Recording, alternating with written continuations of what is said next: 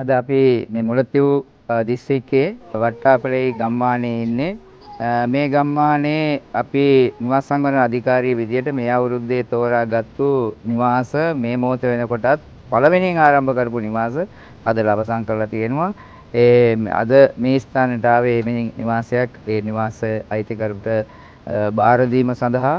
එසේ ජනතාව රජය පිළිබඳව ඉතා විශ්වාසයෙන් ඉන්නවා. රජය මේ වෙලාවේ මේ කරන වැඩේ ප්‍රශංසා කරනවා.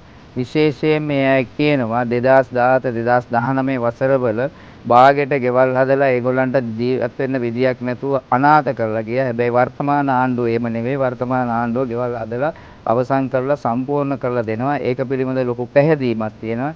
ඉතිහාසයේ පළවෙනි වතාවට යාපනය, මුලතිව්, වවුනියාව වන්නේ කිලිනොච්චිය වැනි දිස්ත්‍රික්කවල ජනතාවගේ මේ අවශ්‍යතාවය වෙන කවරදාටත් වඩා සම්පූර්ණ කරන එක පිළිබඳව දෙමළ ජනතාවගේ ලොකු ප්‍රසාදයක් තියෙනවා. ඉතින් ඒ ප්‍රසාදය නිසාම අපි අද මේ ග්‍රාමීය ප්‍රදේශවලටම ඇවිදilla මේ කාර්යය ඒගොල්ලොත් එක්ක එකතු වෙලා ඒගොල්ලන්ගේ ගමේ ඒගොල්ලන්ගේ ගෙදර ඒගොල්ලන්ගේ සමාජය ඇතුලේ එකතු වෙලා අපි ඒගොල්ලන්ගේ මූලික අවශ්‍යතාවය සම්පූර්ණ කරලා දෙන්න තමයි අද ආවේ.